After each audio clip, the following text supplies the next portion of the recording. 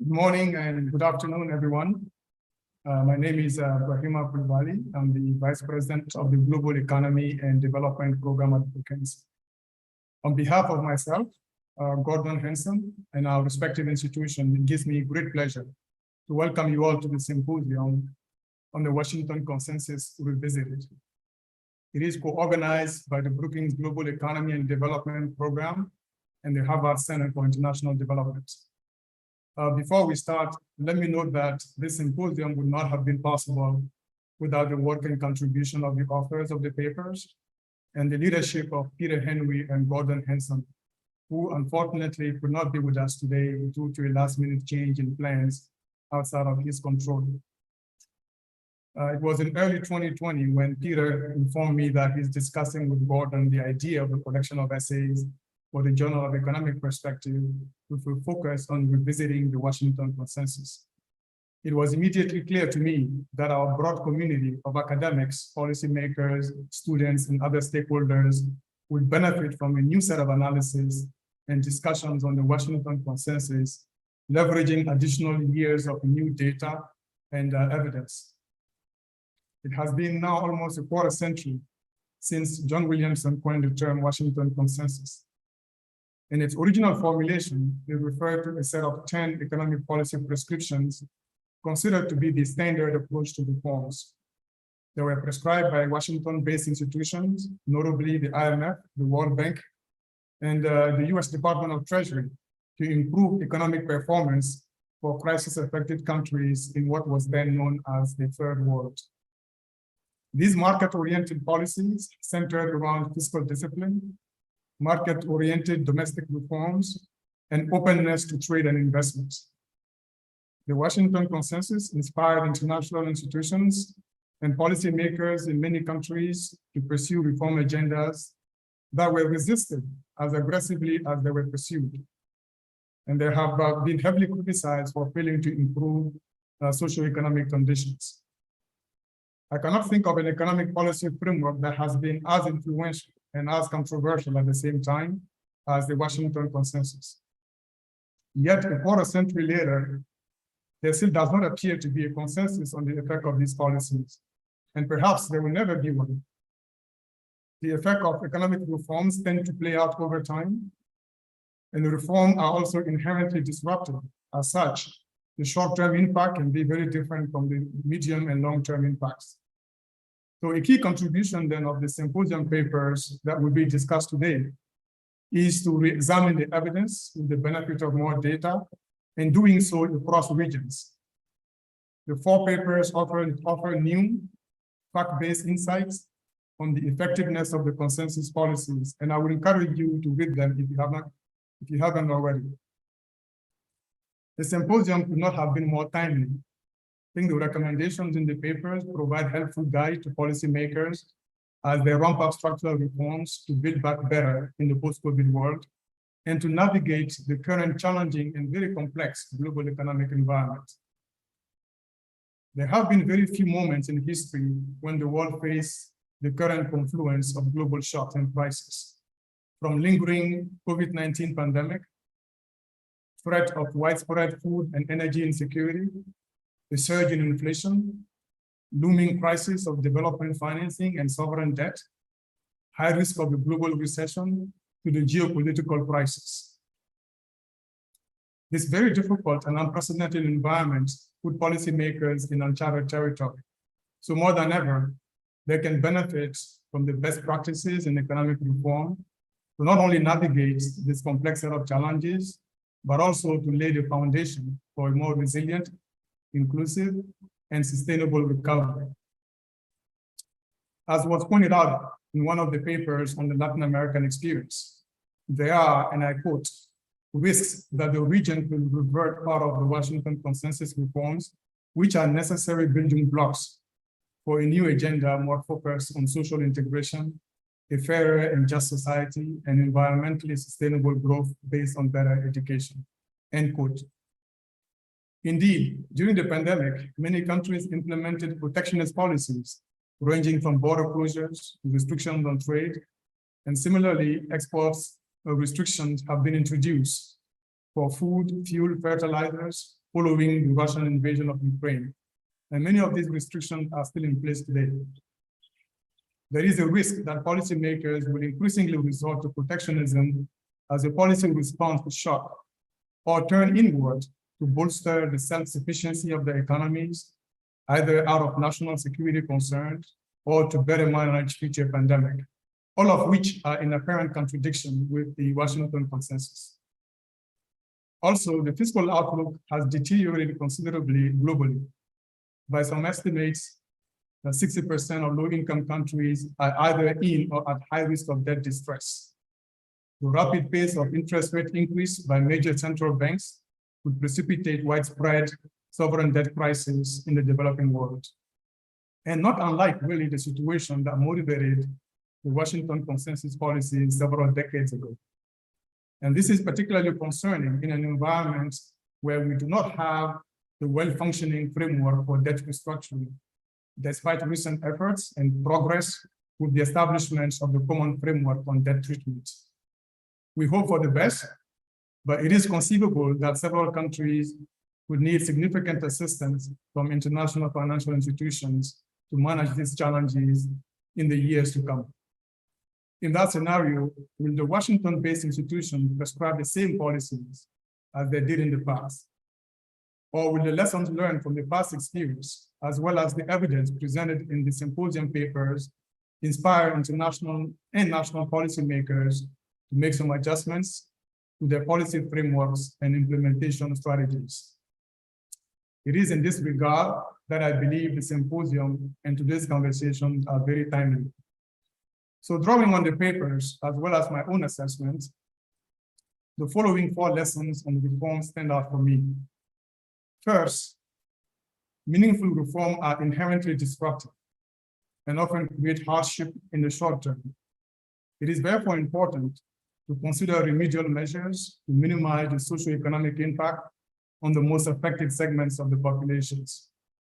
The very success of the reform agenda might depend on getting this aspect right.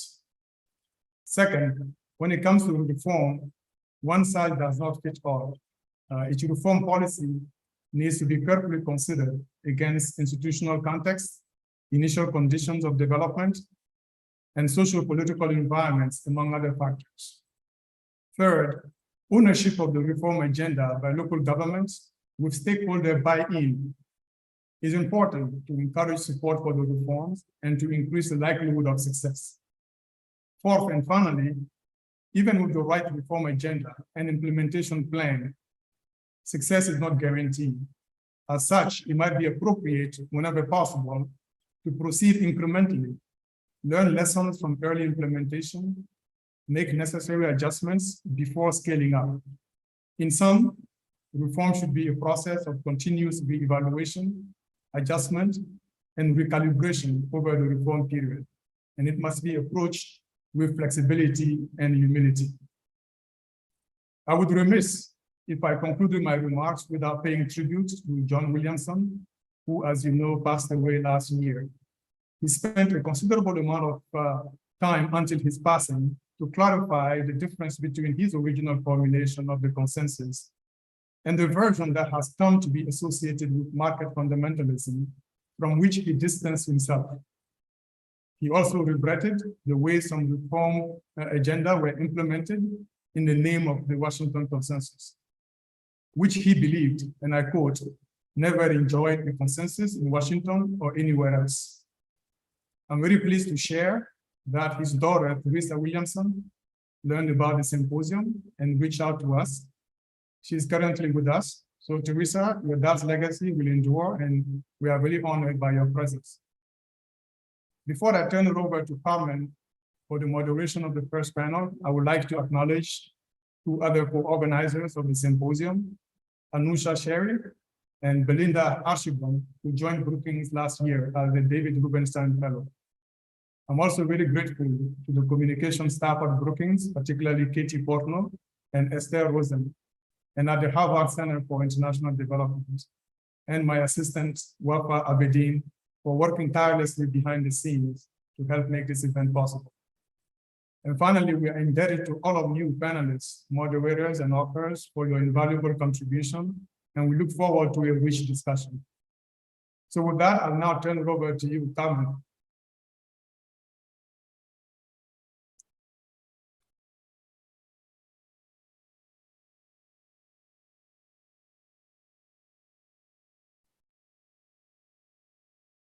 Hear me? Can you hear me? Good morning. Right. Very good. Well, it's a pleasure really to be here at this panel, you know, among a group of friends and people that, remembering also the work of people that we admired very much. I was connected to John Williamson when I spent time at the Peterson Institute and had the pleasure of knowing him for many, many years. I am Carmen Reinhardt. I'm Minos Sombanaki's professor of the international system at Harvard Kennedy School, and I served as World Bank chief economist until this summer when I was on public service leave from Harvard. So it is my pleasure to present in this panel Anusha Chari, who is professor of economics and finance at the University of North Carolina in Chapel Hill. She also serves as chair of the American Economic Association Committee on the Status of Women. I had the pleasure of listening to this paper when she presented it very recently at the Harvard Kennedy School, where we have very lucky to have her visiting us. And as discussants, Penny Goldberg, a LIHO professor of economics, Yale University. She is a non-resident senior fellow of the Peterson Institute for International Economics and the Growth Center. She also is at the Growth Center in Yale. She was also my predecessor as chief economist at the World Bank Group between 2018 and 2020. And then a former colleague, Carol Graham, who I haven't seen in a while, is the Leo Pawlowski Senior Fellow at Brookings College Park professor at the University of Maryland. I spent many years at University of Maryland. We were colleagues there, and Gallup senior scientist. She served on the National Academy of Sciences panel on well-being metrics in 2012, 2013, and has received, like our other panelists, numerous awards and recognition. Anusha is going to present a joint paper today with Peter Blair. The paper is with Peter Blair Henry and Hector Reyes on the Baker hypothesis, stabilization, structural reforms, and economic growth. As we have aptly heard, this is, of course, a very timely discussion, given that in many emerging markets and developing economies, conditions have turned rather grim once again.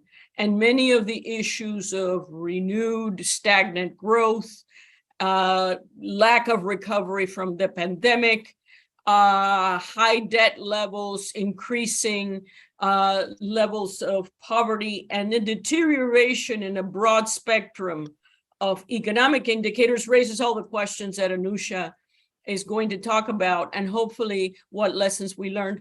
I have to say this, I am so skeptical we ever learn lessons. I see many of the old mistakes from the 1980s being repeated now, but with that note of caution, Anusha, the floor is yours. You have 15 minutes and each discussant will have 5 minutes. Thank you so much, Carmen, for that gracious introduction. It is an honor and a privilege to be here to present this joint work with Peter Henry and Hector Reyes. I'm going to go ahead and share my screen here. So our paper was the paper that was setting the stage in this symposium of a collection of 4 papers. And we are going to focus on the Baker hypothesis, stabilization, structural reforms, and economic growth. So as I mentioned, this is joint work with Peter Henry and Hector Reyes, who are both at Stanford. So let me begin with an observation and to set the stage in terms of where the origins of the Washington Consensus, as they were coined, as it was coined by John Williamson lay. What we know is that during the late 70s and early 1980s, developing countries all around the world, ranging from Kingston to Kuala Lumpur, ran large fiscal deficits, causing the stock of public debt to increase faster than GDP. And as these debt to GDP ratios reach critical thresholds and real interest rates on the borrowing in US dollars rose, access to foreign financing ceased, precipitating the debt crisis in the early 80s, where governments increasingly turned to monetizing their deficits as an alternative source of funding, and inflation rates rose around the developing world. And by 1985, the average rate of inflation in the developing countries approached 40%, with many countries spiking into hyperinflation. So enter Secretary James Baker at a joint World Bank IMF meeting in Seoul, Korea on the 8th of October 1985, he basically claimed that if the so-called third world countries implemented certain reforms, they would grow faster than before their implementation. And so this is essentially what he said, which is that first and foremost, the adoption by principal debtor countries of comprehensive macroeconomic and structural policies supported by the international institutions to promote growth and balance of payments adjustment to reduce inflation.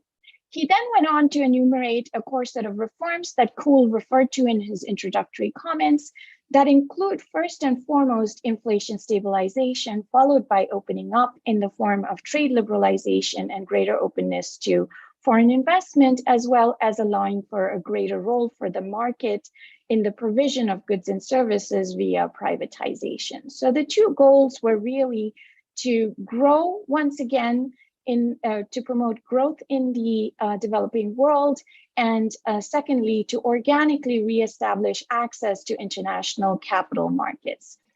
As we know, later on, these reforms were later codified and branded by John Williamson as the Washington Consensus.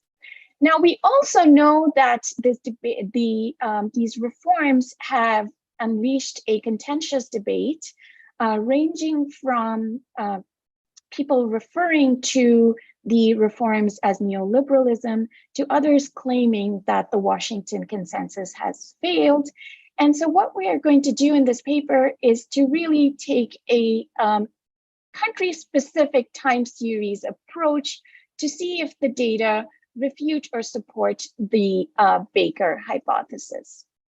And in our view, the contentiousness of this debate is somewhat puzzling because Baker's statements, even if he did not explicitly state them as such, constitute a testable if-then claim, which can be put in the context of a Solow-style model from 1956, which is that if a country implements and maintains certain reforms that I just enumerated, then its GDP will grow faster after the reform than it did prior to implementation. So very large literature essentially resorts to long-run cross-country growth regressions, which actually constitute a weak test of this hypothesis because they're asking a somewhat different question, which is, do countries with low inflation, free trade, and liberalized capital accounts have on average higher long-run growth rates than countries with high inflation, restricted trade, and closed capital accounts?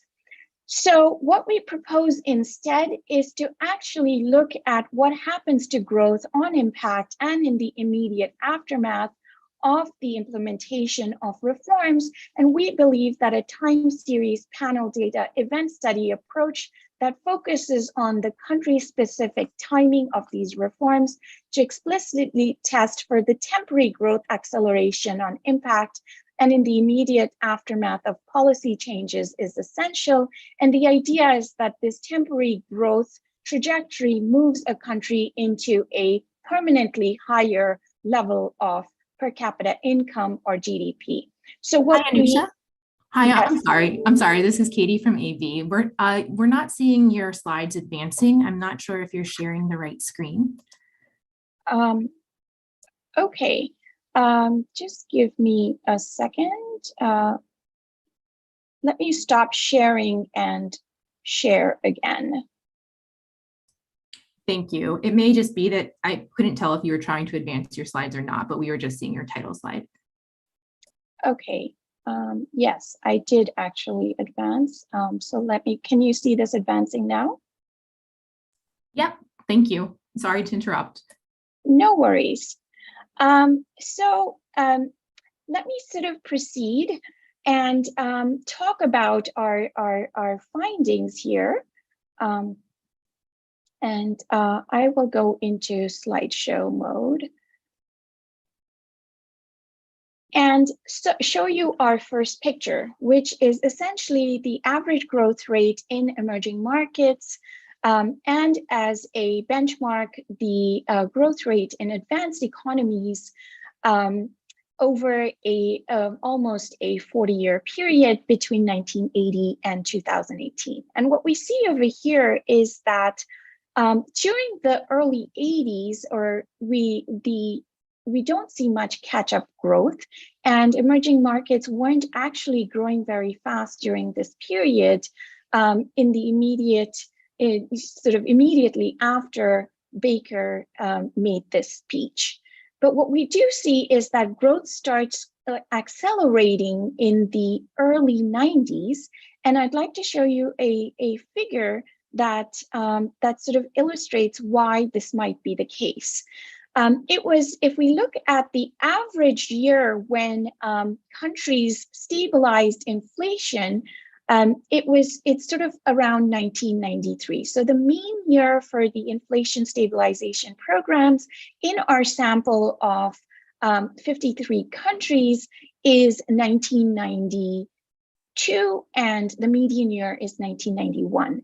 And what we see is that there was a precipitous decline in inflation, which continued for the rest of the period, providing that sort of structural, the macroeconomic stability that was conducive to the implementation of other reforms proposed in the Baker hypothesis. And this is what we see over here, that starting in, if we think about sort of 1993 as a turnaround year, we see that growth starts going up in the developing world. And compared to the period in the 80s, growth increases from an average of about 3.3% to 5.2%. So that is an increase of almost 2 percentage points.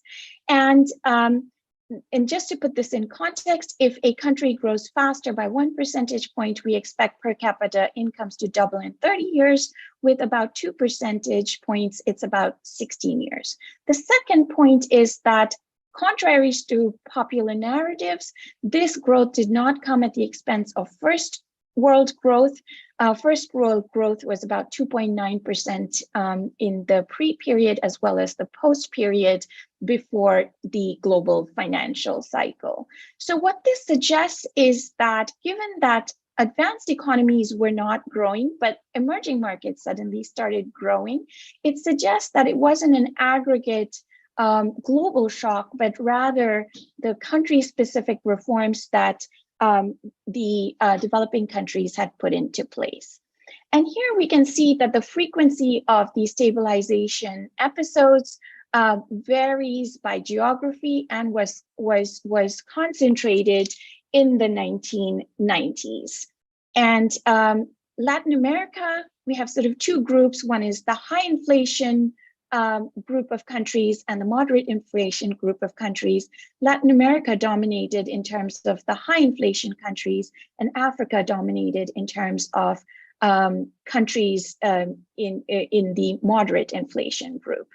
And this basically shows us some sort of growth facts related to the post-stabilization period in a event study type framework. So what we have on the x-axis is event time, and what we see is that in the aftermath of implementing stabilization policies, countries' growth rates on average increased from 2.9% to 4.9%. And this, in our sample, 37 of the 53 countries had higher growth rates in the post-period relative to the pre-period. We also see a growth collapse in the high inflation countries. So the growth benefits of stabilization programs were remarkably, they were sort of more remarkable for the high inflation rate countries, where growth actually increased from 1.6% in the pre-period to 4.2% in the post-period. So that's a 2.6% increase, while the moderate inflation countries, the growth rates increased from about 4% to 5.5%. And it's interesting to see that if you look at the comparison group of advanced countries which did not have stabilization programs, had low inflation, the growth trajectory remains flat. So once a stabilization was in place, Baker's hypothesis was that for those countries which have implemented measures to address the imbalances in their economies, a more comprehensive set of policies can be put into place. And this was mainly focused on market opening measures, such as opening up to foreign direct investment and capital inflows, as well as to liberalizing trade.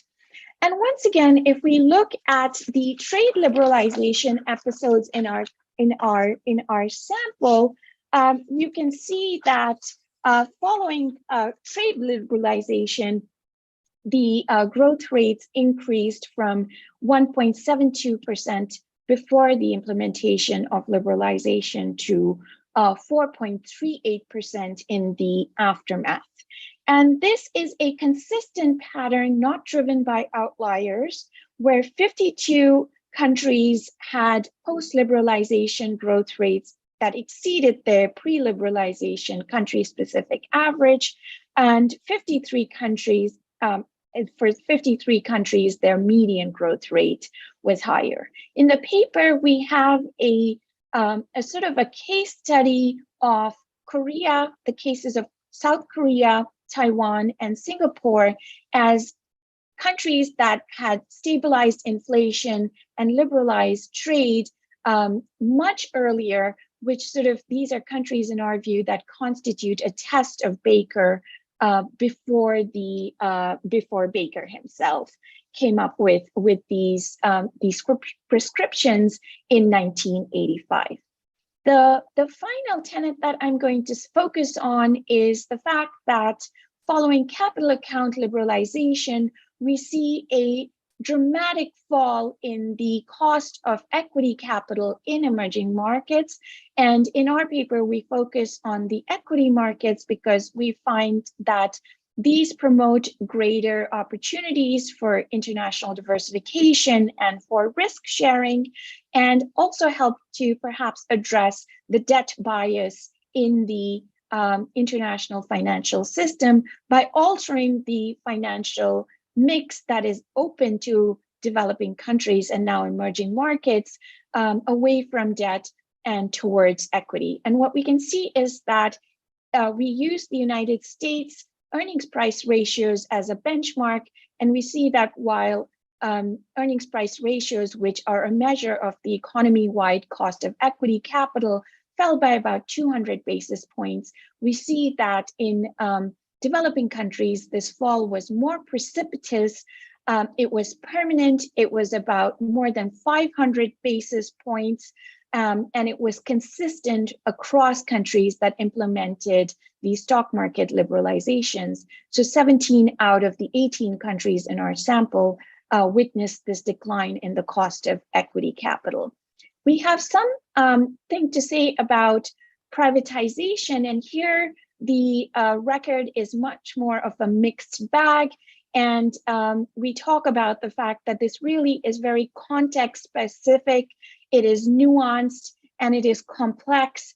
And you know, it really depends. And if in many countries in South Latin America, this was implemented at the firm level, but in the transition economies and in Eastern Europe, we can think about this as an aggregate economy-wide shock. And we talk in the paper about what distinguished different privatization episodes, whether it was gradualism versus sudden shocks, whether they resulted in a greater concentration of ownership following privatization, and whether the transfer of ownership was to private owners, to foreign owners, or to domestic owners. But we can talk more about that during the discussion. What I'd like to just sort of conclude with briefly is a couple of points, which is that Baker's speech provided a compass, not a map. In particular, the Baker plan did not address debt relief, which in turn made it very complicated to implement these reforms in many of the countries. And it is interesting to note that the average stabilization year was 1992, 7 years after Baker's speech. And it was only on the heels of the Brady plan that we see that the reforms, where there were conditions that were conducive in developing countries to implement these you reforms. Need to be wrapping up. Okay, so I'm almost done. So here we can see that this sort of the lack of debt relief is what caused a great deal of contention and resentment, which is Baker's insistence that countries reform without banks accepting some of the responsibility placed on the leaders in the developing world, put them in a politically untenable position and ignited a firestorm of critiques. So let me just sort of end by saying the following thing, which is that macroeconomic stability and economic efficiency are not sufficient conditions for a flourishing society, but they are absolutely necessary. It remains a fact that economic activity does not implode in countries with low inflation and modest debt that export goods that they produce efficiently while importing those that they do not. And as the fortunes of nations ebb and flow, it is important to remember these realities. So let me just sort of stop there. Thank you, Anusha. So next up, we will hear from Penny. So Penny, the floor is yours. You have about 5 minutes. Thank you. Thank you. Can you hear me? So first, let me thank the organizers for giving me the opportunity to comment on this paper. I'll summarize my reaction in my very first sentence. I very much agree with the message of the paper, which is that the Baker hypothesis in general has worked. I think it's a message that's extremely important and timely. We are facing, as Carmen said, we are facing multiple crises on multiple fronts, and there seems to be a worldwide backlash against the current economic system, whether you call it the neoliberal or capitalist or global economic system. And while it's important to be critical and study the past, to draw lessons from the past, I think it's also important to acknowledge success where we've had success. And I think the paper does that successfully. Methodologically, the paper starts with a point that, again, I fully agree with, namely that cross-country regressions don't tell us much about the success of the Baker hypothesis. And the reason is there are too many differences across countries, but also the hypothesis never said that some countries are going to do better than others if they adopt certain policies. The statement was more about each country itself, that each country would do better compared to its past. if it adopted some wise economic policies. And so the authors propose a panel framework to address this question. The paper actually doesn't conduct panel analysis, but looks at a set of bilateral correlations, which are shown in a series of graphs. Again, this is something I like. The questions the paper addresses are extremely complex. If someone is predisposed to find faults with the Washington consensus, they will never be convinced. But I think a reasonable person would find these correlations and these graphs quite persuasive. And finally, another important aspect of the paper is it draws a very clear distinction between the hypothesis and the plan. So as Anusha put it, you should interpret this as a compass, not a map. A lot of the criticism associated with the Washington consensus has to do with how these policies were implemented in practice, with no regard to the particular conditions countries faced, debt overhang, and so on. So we are reminded once again that it's not just what you do, it's how you do it. And again, the paper is very careful to point this out. So against this background, it's perhaps interesting to ask ourselves, why has the Washington consensus generated so much controversy? After all, it promotes a set of policies most economists would agree with. I don't think any economist would claim that high inflation promotes economic prosperity, no matter how we define this economic prosperity, or that being closed, having an autarkic economy, is good for this economy. No economist would actually endorse such a view. So why has there been such criticism of the Washington consensus? And there, let me offer three thoughts in the remaining time. The first is that there has been an exclusive focus on growth, and the paper suffers a little bit of this, from this. I think growth is a very reasonable metric, especially when it comes to low-income countries. We know that growth, especially at low incomes, is correlated with many positive incomes, but it's not the only measure of welfare. So an additional measure that I would consider to be also uncontroversial is poverty. And if you look at what has happened in the last 4 decades, it's definitely true that growth is highly correlated with poverty reduction, but it's not perfectly correlated. And I have some work with Tristan Reed of the World Bank, where we show that there are about 40% of instances, if you look at in the last 4 decades, at cases where economies grew very fast, there are about 40% of the cases where the growth did not translate to extreme poverty reduction. Another metric is inequality. And even if you don't worry about inequality based on ethical considerations, based on philosophy, one reason to worry about this as economists is when economies become extremely unequal, and we saw an increase in inequality in the last few decades, this may eventually become an impediment to growth because people revolt. So this is another metric that, again, the paper and in general the discussion evolving around the Washington consensus did not take into account. Second, it's very often the case that the conditions, these principles associated with the Washington consensus, were interpreted not just as necessary, but also as sufficient conditions. And Anusha was very careful to point out in the last slide that we should not interpret their work as suggesting that these conditions are sufficient.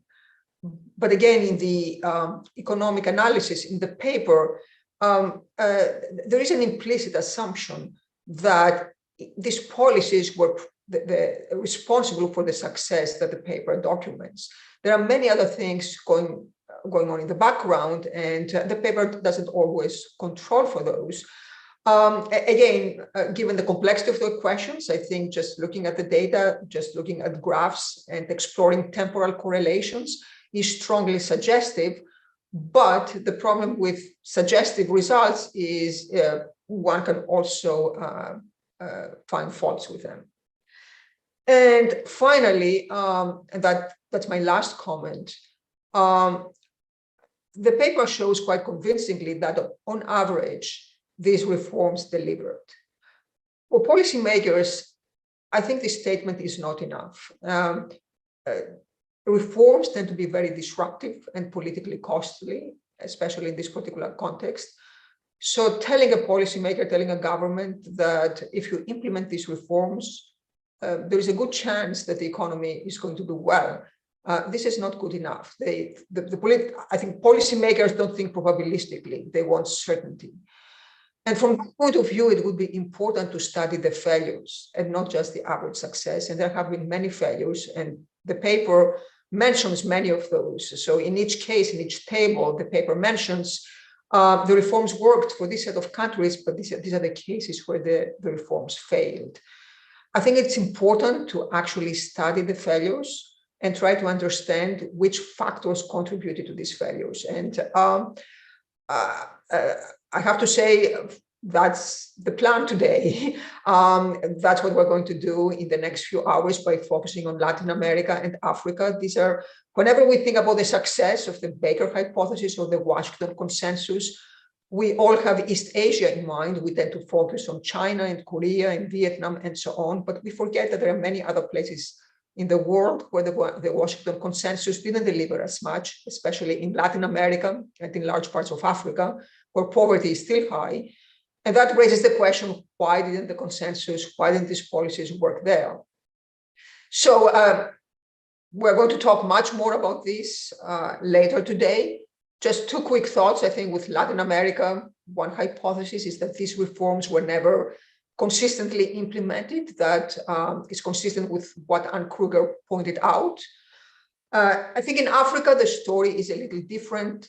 When it comes to trade, for example, Africa opened up. Africa is one of the most open, externally open continents there is. However, the markets are still segmented domestically. They're not integrated domestically. Plus, Africa opened up to the world at the same time when China was opening up.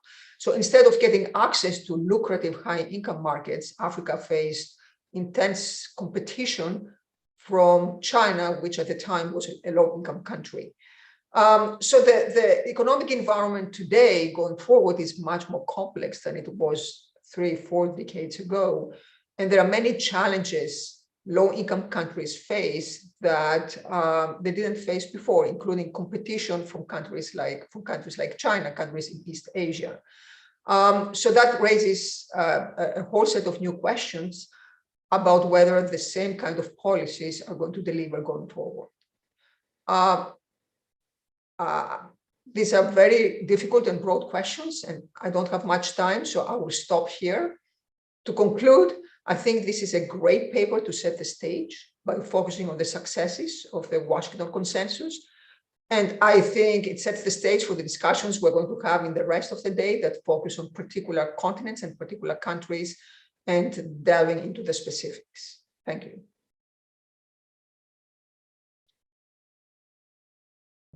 Thank you, Penny, for those very insightful remarks. And I share many, if not all of them. Now we're going to turn to Carol. Carol, the floor is yours. Good to see you.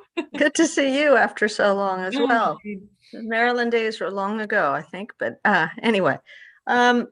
So first of all, I agree with so many of Penny's remarks, and with some of the basic conclusions in the paper. Very strong and important is the necessary but sufficient one, and the idea that without macro stability and without sort of basic macro reforms that most of the successful countries did, you're not going to get anywhere else. And that in the end, millions of people were lifted out of poverty. There were failures where not as many people were lifted. And I agree with Penny. I think the paper needs to focus more on those. But first of all, just a couple of points. I very much agree with the paper's methodology in terms of an approach that you can't ask an overtime question and answer it well with cross-section data and sort of long-term average growth rates. And the idea that you need longitudinal data and an event study, which is what the charts aim to do, is the way to go. And I think they did a really good job of that and showing the differences in, before reforms and after reforms and the average for countries. I very much agree with stabilizing hyperinflation. I lived through hyperinflation in Peru, and it's devastating, and it's most devastating for the poor, but it's also just devastating. Everything else becomes quite impossible. And so I was happy to see that analysis and the famous Bruno and Easterly paper cited. And that is sort of a basic necessary condition. And I think also trade opening, the same thing. Obviously, there are nuances that I'm not going to go into. One point that they make in the paper and Anusha didn't highlight in her comments, she didn't have enough time, but it was the whole capital account liberalization thing. I mean, in her comments, she was quite positive about it, and I'm convinced it as well it had some positive effect. But it did also leave a lot of countries vulnerable to high levels of debt and the debt crisis. And they go into that in detail in the paper, but not, as she didn't mention in her remarks, I think that is one of the points where you can say the reforms failed or left countries vulnerable to failure. And I think we should talk more about that throughout the day. The big point, though, is the point that it's necessary but not sufficient, these reforms, and why did some countries fail? Again, the paper alludes at that question but doesn't answer it in detail, as Penny noted. And I think I echo her view that many things were left out in terms of markets. Growth matters, but the nature and pattern of growth also matters a great deal, and particularly to politics, which is what we're facing now on a giant level. I mean, even in, formerly stable, blossoming Chile, we have, there are big problems, even in the US, actually. And I think there it is poverty, and I think it's actually also even more inequality. Whether you like it or not, whether you agree with it or not, people care about inequality a great deal. And people's perceptions of inequality are often not in touch with the reality, but they stem from a sense of injustice, and they are responsible for a lot of protests and governments falling around the world and reforms failing in places like Latin America. So I think we do need to think about inequality, not as something we sort of think about as an aftermath, but something that should be part and parcel of how we design policies, because many reforms have fallen because of inequality. And so, I mean, ethically, you can have your views on it. I think societies that are very unequal don't work very well. And I think we're seeing that now in the United States, which was supposedly the poster child for market growth and democracy. And I'd say neither is working very well. So that adds to the complexity of the situation Penny described. And then I guess the other thing that I wish the paper talked a bit more about, they did in the case of privatization, is the whole issue of political economy, because a lot of the reasons that the reforms failed in certain places were because of political economy, which obviously includes weak institutions, and the countries where the reforms failed tended to have weaker institutions, but there's no real mention of that. It's sort of, if initial conditions were worse, not just economically, but institutionally, leaders had a lot more trouble implementing reforms. One thing I know that worked very well in Latin America, and I guess it will come up in the Latin America section, but one way of at least isolating certain key institutions from politics is independent central banks. And again, as far as I know, the countries that implemented those and maintained them did better than countries that did not. Then finally, I know I don't have much time, but I think we should think about, as again, echoing Penny, that we have to learn from the successes, but also the failures, what went wrong, so that we can think about the future. And one approach, I think, that's an interesting complement to all this, and I'm biased because I'm deeply immersed in it, but I think it really matters, is thinking about well-being as another marker. It is also a marker of progress. And, we've talked about growth being limited. And the things that matter to people's well-being are indeed having sufficient means, and growth attempts to achieve that, and not being in poverty, but also equality, fairness, good health. We haven't talked at all really about the kinds of things that also make societies flourish and growth actually faster or stronger, are societies that are both healthy and more equitable. And I think that should very much be on the discussion for the future of these kinds of reforms, and also the future of the international economy and its stability as we go forward. So I will stop with that, Carmen, and thank you very much. Thank you, Carol, and thank you all. We have a very rich set of questions. I would personally take advantage of being chair and would like to add a comment that I think the authors are, definitely deal with it in the paper, but I think needs to be forcefully brought out. It's important to focus, as the paper does, on the reforms countries did, but the international context in which it was done, namely also what the G7 did, was extremely important. As the paper points out, the growth acceleration that takes place really coincides for middle-income countries, importantly, with the Brady plan of debt restructuring and dealing head-on with the debt overhang. And later on, the growth pickup is more delayed in Africa, where the HIPC initiative it comes into being a number of years later. The authors are aware of this, but I think, the cliche that it takes two to tango.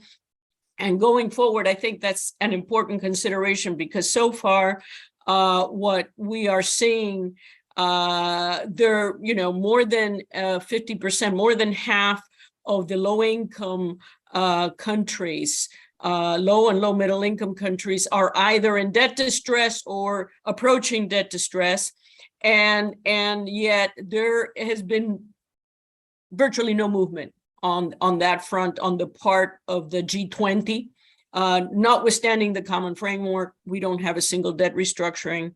And so I think the message that reforms are also enabled by a more benign financing environment is worth keeping in mind. But we have a rich set of questions. So without further ado, let me turn to Buisa Moyo. It has a general question on the formulation of funding for policy funding for infrastructure, and I guess its connection to growth and recovery. Anusha, I think the floor is yours. Yeah, so I think that we don't sort of specifically talk about infrastructure spending in our paper, but clearly that's another sort of condition that is incredibly important in many countries around the world, as providing that framework to implement growth. So we've seen this around the world, that if you don't have good roads, you don't have good infrastructure, you don't have electricity, water, etc., it is harder for countries to attract foreign direct investment, for example. So that is another sort of part of the structural changes and the reform, the expenditure that is needed in terms of where the fiscal spending is happening, in order to provide those conditions where, if you have FDI, that people can come in and actually, hit the ground running, as opposed to trying to, build roads and starting from ground up there. But we don't really focus all that much on it. I want to flag that the questions as they come in, Carol and Penny, if you want to jump in any of these, just plow right ahead, please. Yeah, so I have one additional response. I cannot talk on behalf of the authors, but the way I have always interpreted these principles was as laying out some general conditions that may lead to further policies, because there are a myriad of policies. We can go down the list. There is infrastructure investment, there is investment in education, human capital, we can go industrial policy, we can go on forever. But I think that the idea behind the Washington Consensus was none of this is going to happen if you haven't managed to control inflation. If you're open to international markets, then you can generate, in some cases, export revenue that you can use to fund all these investments. Foreign direct investment can come and help you fund this infrastructure. Similarly, there is an implicit premise, and as Anusha said, this is highly controversial, that the private initiative can be more successful in funding these infrastructure investments than the public sector. That's highly controversial. But I think there was this implicit premise in the Washington Consensus that one can potentially question, that these general principles can actually foster the adoption of these other concrete policies. I don't know if you agree, Anusha. Yes, absolutely. Absolutely. It's sort of, the way you put it, that it was establishing the conditions that would then be conducive for further reforms. And that's something that I also wanted to say in terms of, concerns about inequality, concerns about, the environment, et cetera. They're incredibly sort of legitimate concerns, but, the initial sort of premise was to create conditions where you can sort of increase the size of the pie, and then we can talk about how to make growth inclusive, how to make growth sustainable. What is the pattern of growth? Does the common man feel like they're being brought along, or do they feel like that this is not inclusive growth? So those are all sort of those are incredibly nuanced questions which are open to further debate. We have many questions, and I think I want to bring up two that I think are in a lot of people's minds these days. One is perhaps, hopefully, a more short-lived concern, but although short-lived can be multiple years. The other one is a long-term concern. One is directly very much related to the issues you addressed on inflation stabilization, and the question is inflation above 2% desirable? And the question is, well, there's above and there's above. Under what conditions, of course, might you and what qualifications? This is, and all of you, please. And the other one that I think is again, it highlights the relevance of the work, because inflation was something long thought dead, right?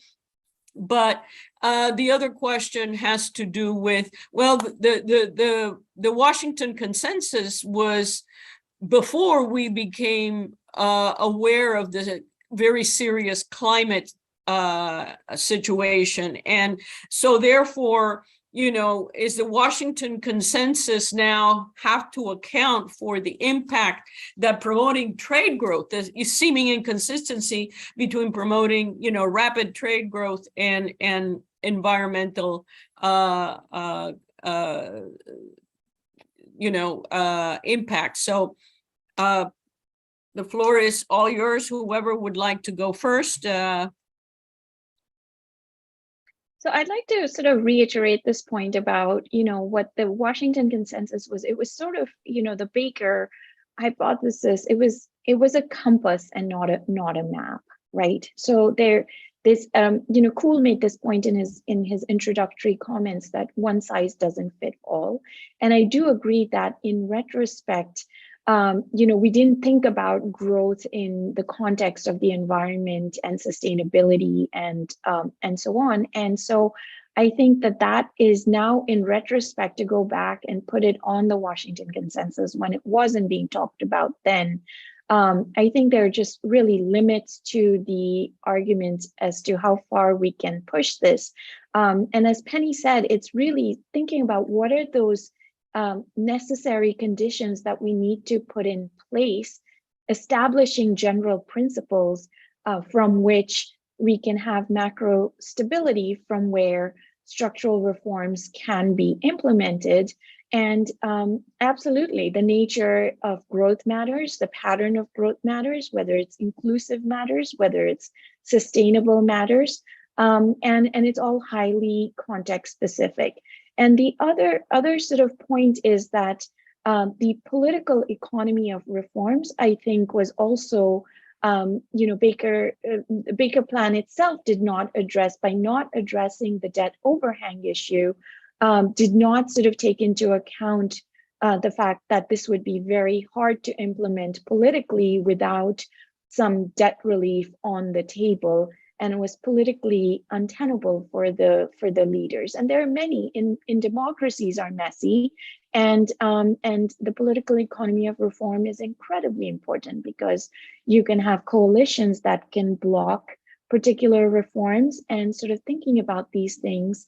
And I totally agree with what Penny said about perhaps studying the cases where the reforms didn't take or where they failed might offer further lessons. But let me sort of stop there and let Penny and Carol sort of add to this. So I just want to add to Anusha's excellent remarks, but I do think we have to sort of take a step back. I very much think we need to think about the future and future challenges, but we have to take a step back to the context in which the Washington Consensus reforms were thought about, the Baker hypothesis, Baker plan, John Williamson's wonderful work. And it was a context of a lot of chaos in terms of macroeconomies and fiscal stability. And I mean, as I said, I've lived through hyperinflation in Peru. I, was in Bolivia also at the time. Those were just unsustainable contexts, right? And they created a great deal of poverty. And the other thing they created, and we know, is that extreme poverty is actually environmentally not very friendly, right? I mean, people burn lots of wood. They don't have anywhere to dispose of their garbage. There's a lot of, all sorts of other things that aren't environmentally friendly about extreme poverty either. Now, we didn't have a climate agenda at the time. We do now. I think we certainly should and can think about it much more seriously. But I don't think we should sort of second guess the past when, we were dealing with a lot of huge macro problems at the time, and they were very poverty inducing. So I think that really is something to keep in mind. Yeah, and I think that, there was a lot of accumulated knowledge, but it was untested at the time. And as we see, the adoption of reforms was uneven, and the process was rocky, it was nonlinear, and it was slow. So, it is incredibly country specific and context specific. But the question is, do we have some consensus on what are the necessary preconditions to actually go down any of these paths in terms of trying to spur growth? I want to chime in and then turn it over to Penny. I think one sentence on the question on inflation above 2%. How much above 2% matters a great deal. I want to flag the point that inflation is a very regressive tax. So it goes to the points that Carol has made also about income inequality, about the rise in poverty in extreme high and hyperinflations. And especially inflation as it is today, where in many countries, it's not just overall inflation, but a relative price swing. So you have big spikes in the price of food and energy, which are big chunks of household consumption in low income households. Now, just that reminder on the costs of inflation. Penny, over to you.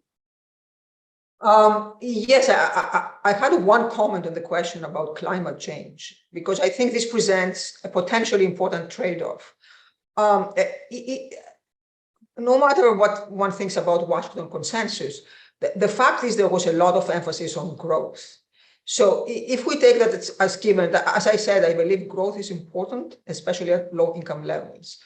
But growth as we've known it so far, namely associated with a process of structural transformation where poor countries move from agriculture to manufacturing and eventually to services, that kind of growth is dirty, and there is no way around it unless countries adopt very expensive technologies that are environmentally friendly, and developing countries don't have the means to do that. So growth is dirty, and that represents a trade-off.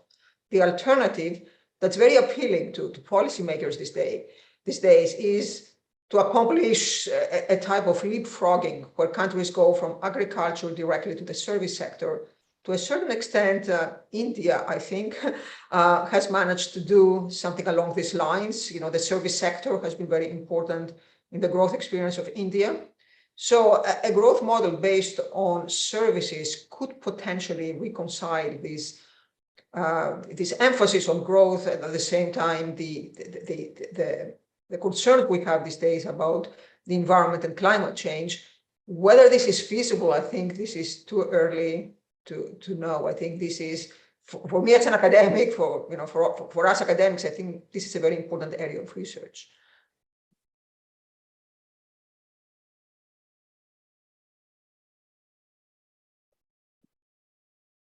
You're muted, Carmen. One very last question, just very tight answer. What is, the growth miracle in Asia was followed by the 1997-1998 crash. To what extent, the question reads, that, the reforms, the substantive growth ends up overheating and ends up in a crash. Have we learned anything, or any lessons on the economic reforms to avoid the boom bust?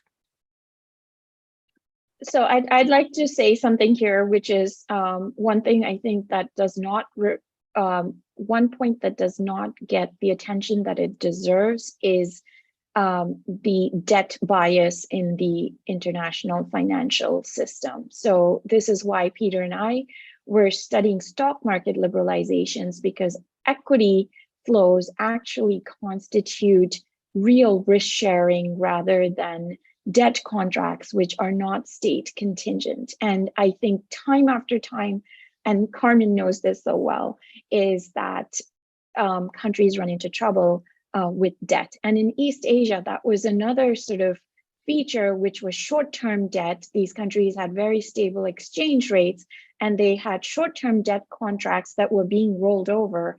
And lo and behold, the Thailand goes down, and international creditors stop rolling over short-term debt, and we sort of see the crisis being precipitated there. So one other point I'd like to make, and I'd love for somebody to give me an example of one crisis that was precipitated by an equity market downturn that happened in an emerging market, that originated in the emerging market, not the global financial crisis, which originated in the developed world.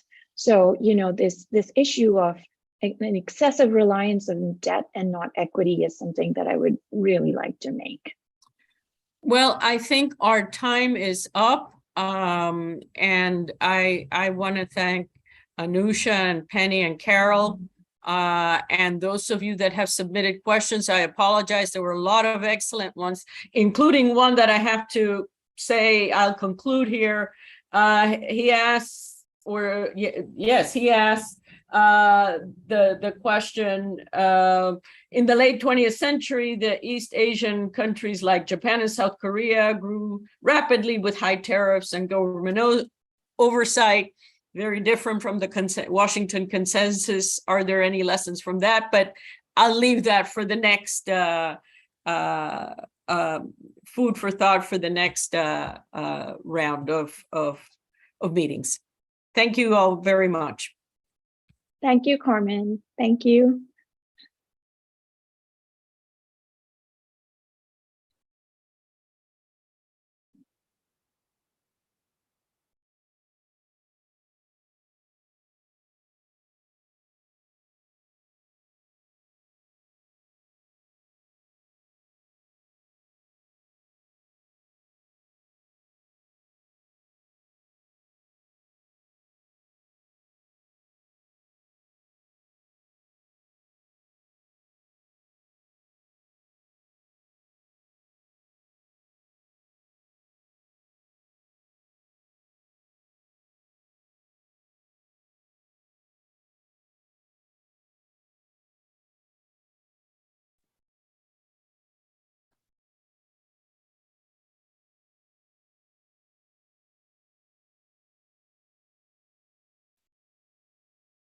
Catherine, should I start?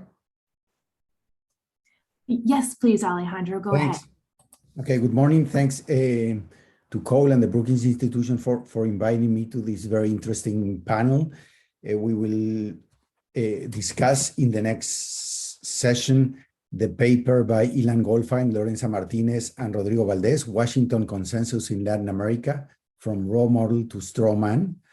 We will have Ilan to present the paper. Ilan is currently the director of the Western Hemisphere Department at the IMF. Previously, Ilan was the governor of the Banco Central do Brasil from May 2016 until February 2019. He was elected Central Banker of the Year by the Banker magazine. And previous to that, he was deputy governor of the Central Bank of Brazil, chief economist and partner of Itaú Unibanco. And also he was the chairman of Credit Suisse Brazil's advisory board. To discuss the paper, we will have Laura Alfaro, who's the Warren Alpert Professor of Business Administration at Harvard Business School. She's a member of the International Finance Corporation Economic Advisory Board, the Latin American Financial Regulatory Committee, faculty associate at Harvard's Weatherhead Center for International Affairs and the David Rockefeller Center for Latin American Studies.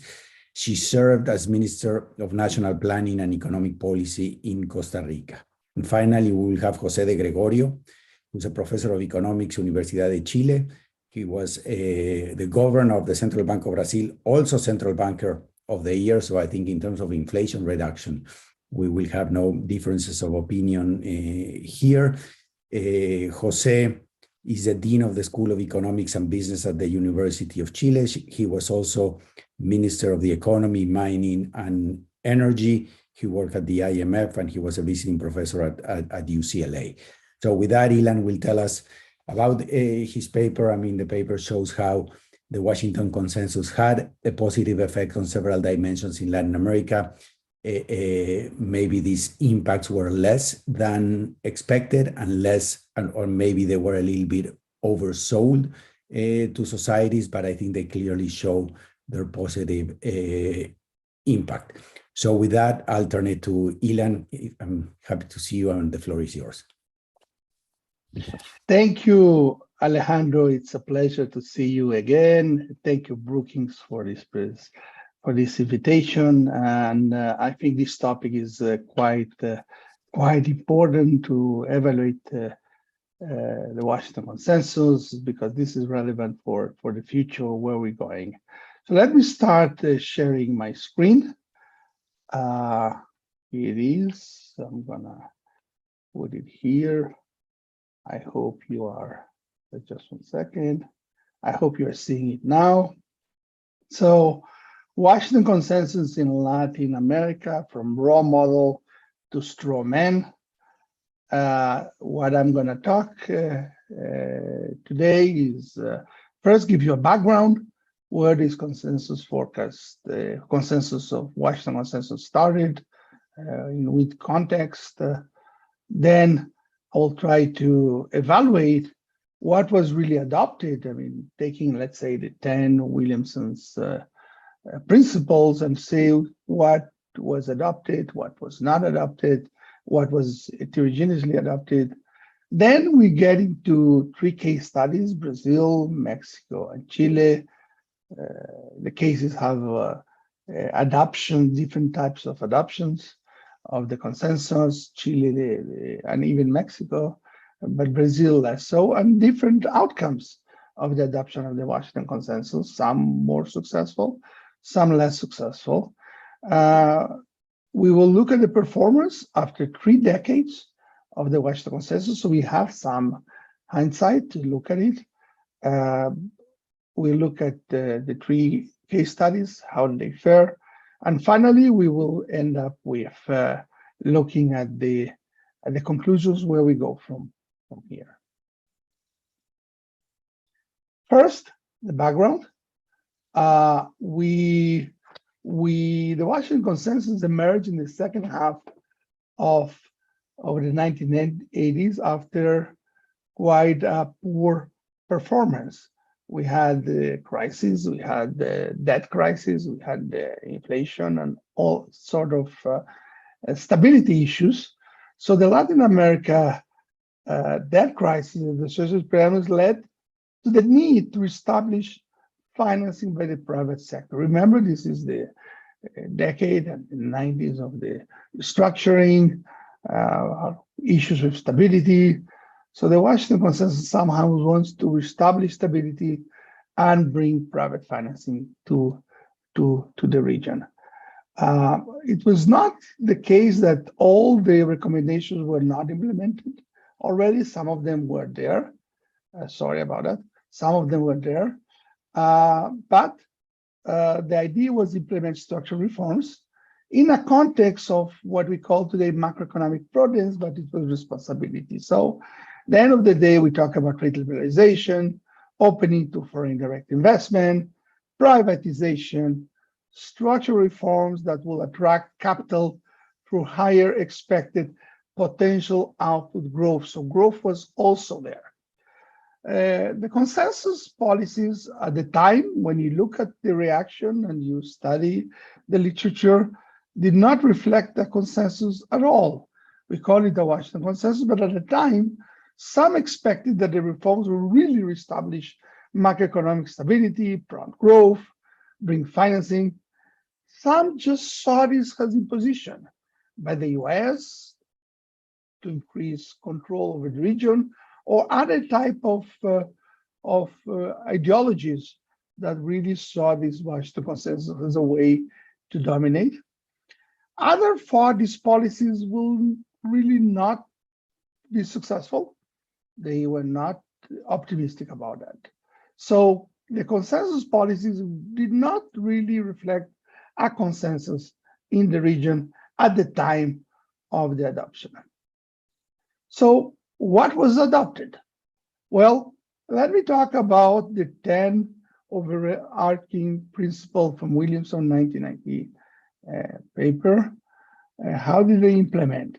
So I'll go over the 10. Let's start with fiscal discipline, fiscal result.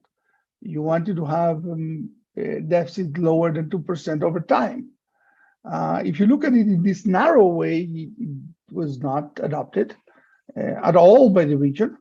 Although some countries, and you see here Chile, actually was successful in implementing that specific recommendation. Overall, what we have today in the region is much more awareness of the need for fiscal discipline, the need for some enforcement. We have debates on the fiscal rules, concerns about debt dynamics. So at the end of the day, this recommendation was not really adopted in numerical terms, but the idea of fiscal responsibility, I will say, have entered the region in a general form, despite examples, crises, and some of the outliers. Another recommendation was trade openness. So the idea that you have to open your economy, that was in large adopted. If you look here at Chile, Mexico, Latin America in particular, you see quite a bit of trade openness. There were exceptions. And here, if you look at Brazil, even though there is some openness, it remains a closed economy, Argentina too. But we're talking about here Chile, Mexico, Colombia, Peru. So overall, Latin America did adopt the trade openness. Now, when we look at net foreign direct investment, and remember, we were, at the time, the concern was on the financing, on being able to attract foreign financing. So here you see net foreign direct investment, and you see that in Brazil and Chile, you did have quite a bit of a boom, especially later on in the 90s, the 2000s. But when you look at Latin America and look at the Latin America average and compare it to the world, really we did not get so much net foreign investment in the region. When you look at privatization, there's obviously today a lot of controversy about whether privatization was well done, well established, where you have competition on the privatized enterprises. But when you look at cumulative flows of privatization, we do see that there was quite a bit of privatization and on some countries, the case of Brazil, and the case of Chile a little bit. So we do have it, but in general, there is still debate on that. Other issues, well, we tend to say that there was not emphasis on education, income distribution, and that's mainly true. But there was an item about reallocation of public expenditure into priority sectors, and those were education, health, and other sectors. So it is true the consensus policies largely neglected income distribution and other social issues. So that was clearly not the focus at the time. There was also a lack of emphasis on education as an essential social mobility tool and a key ingredient for growth. Growth was part of the objective, but not education as a key ingredient. Since the 1980s, these issues have become increasingly important.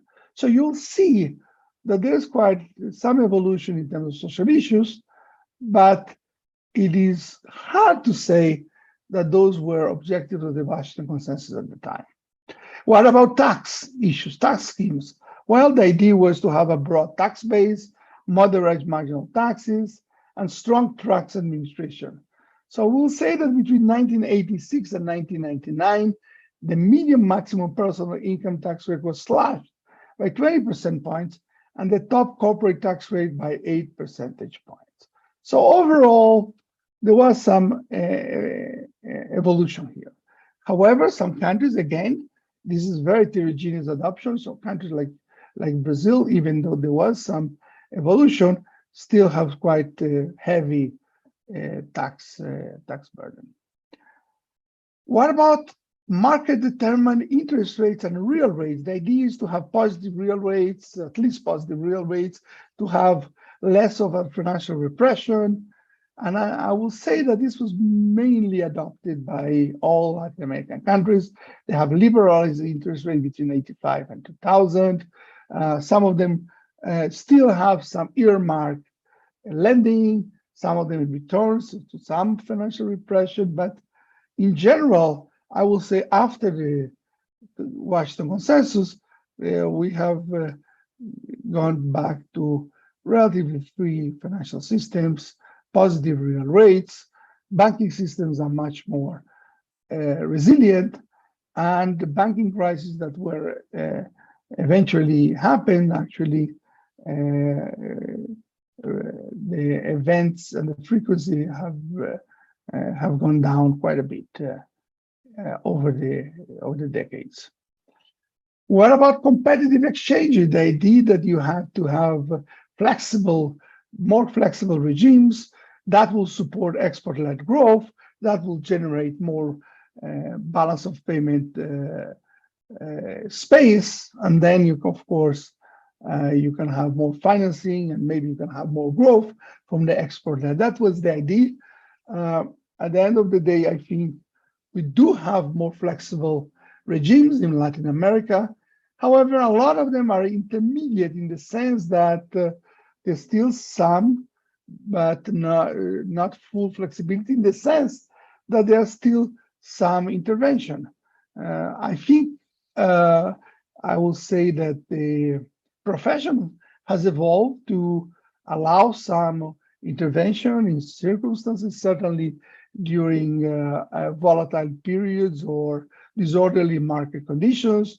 We have at the IMF the IPF, where you acknowledge that sometimes you will need to intervene. So I will say that consensus led to being adopted in Latin America, and actually the profession moved to more flexibility, but still some some intervention. They regulate to promote competition by eliminating barriers to entry or privilege to specific firms.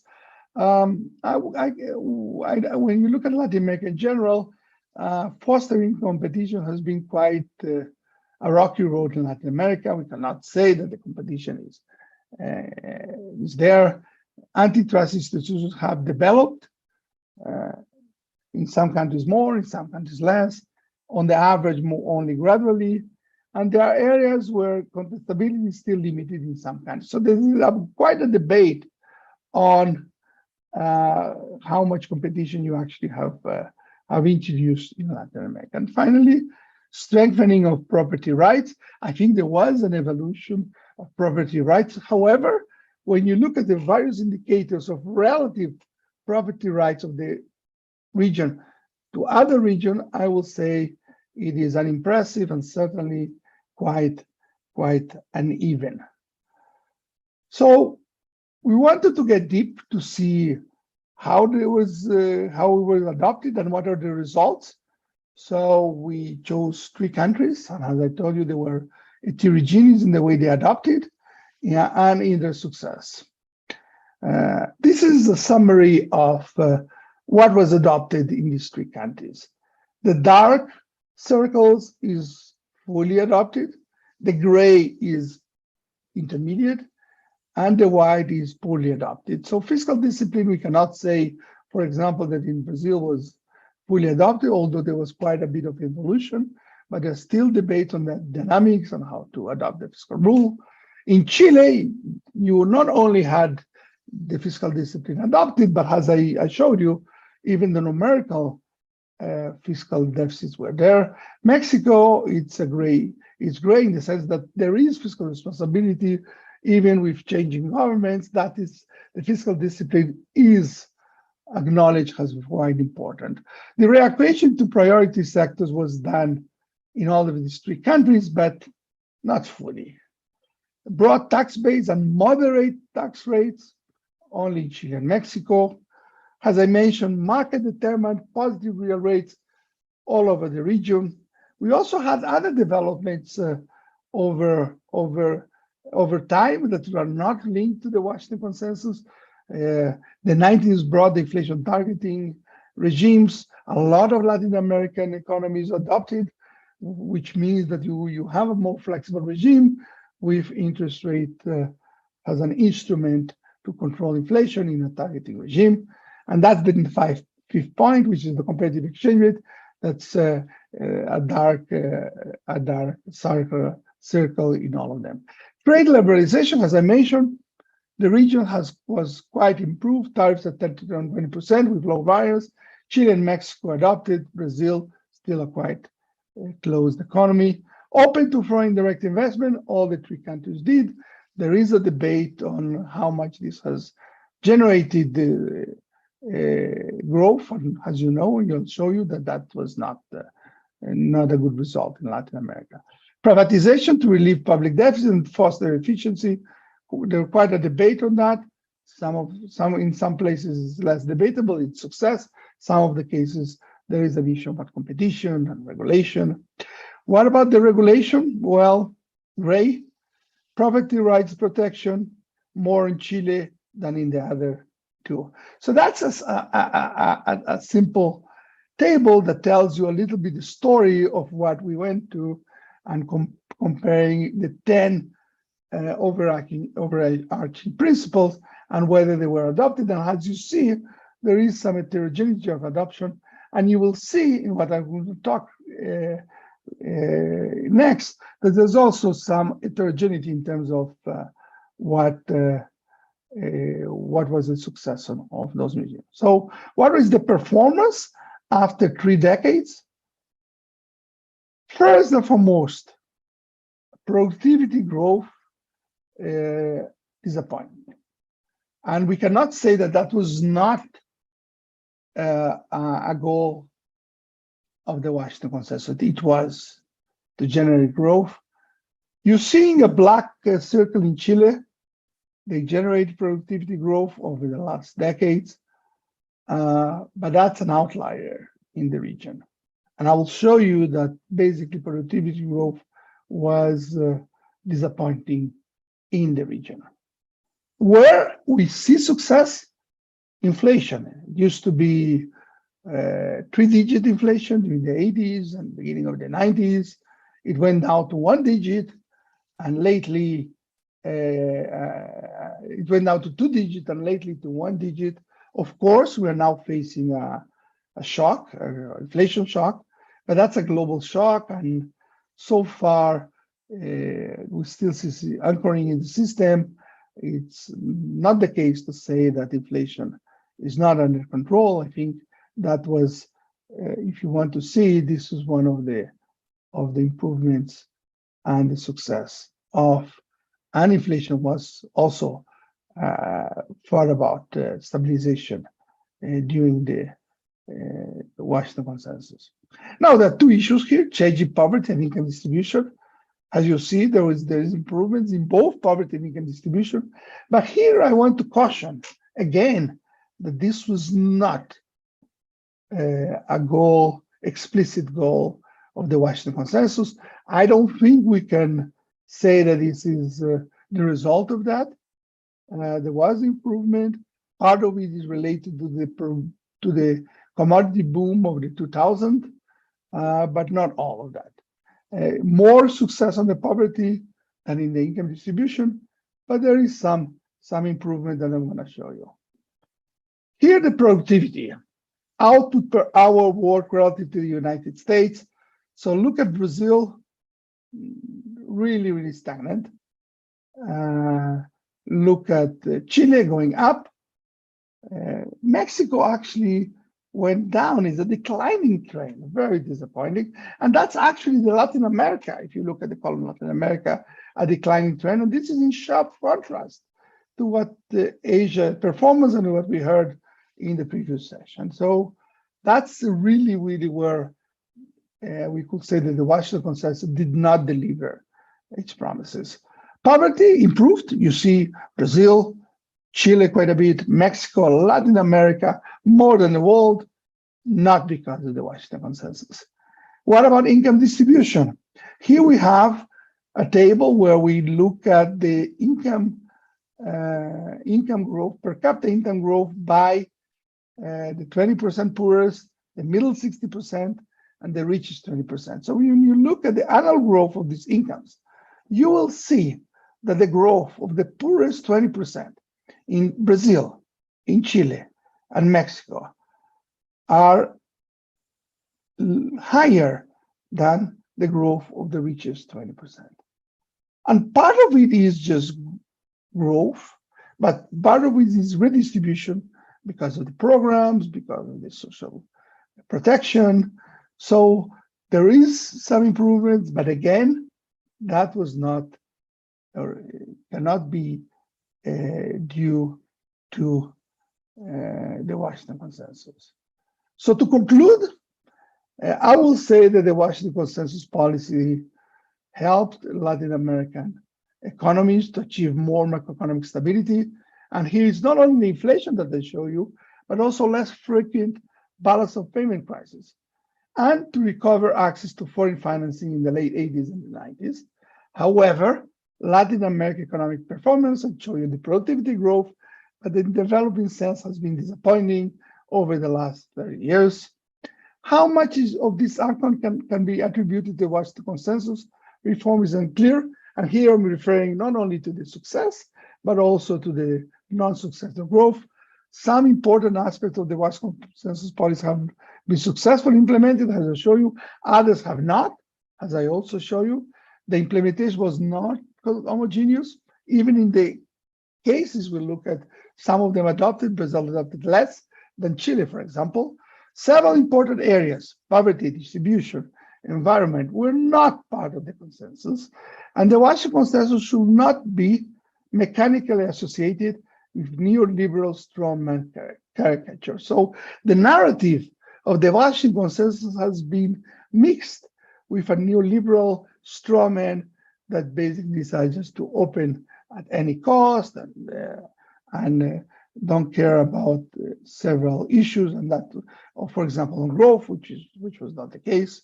So it is important to separate the neoliberal narrative from the Washington Consensus. Many of the Washington Consensus policies, in our view, are needed as building blocks for a new agenda.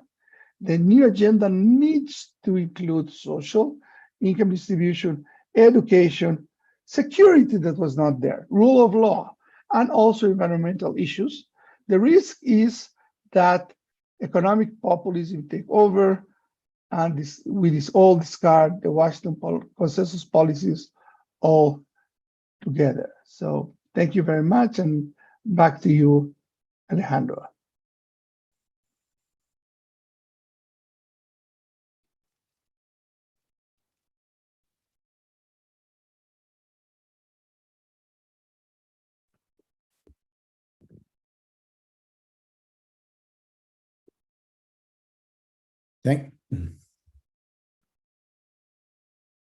Thank you, Ilan, for such a good presentation of your paper. Now we turn first to Jose de Gregorio for his comments, and then to Laura for her set of comments. Please, Jose.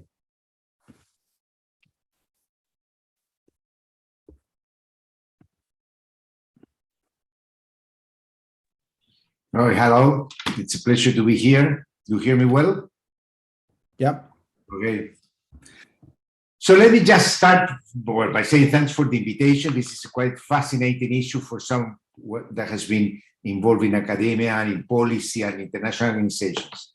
Just as an historical note to say that the Washington Consensus was a background paper that prepared John Williamson for a conference of Latin American economists and policymakers and academics in the then Institute for International Economics at DuPont. And it was the first conference I participated after graduation and moving to DC, where I lived for 4 years. And I was invited by my mentor, Rudy Dombuch, to participate in this conference. It was quite an impressive gathering of people at the premises of the Institute in DuPont. Now I will start making a point. I think that the paper by Ilan and co-authors is quite relevant, quite important. But I want to start making a sort of provocative statement that about the Washington Consensus.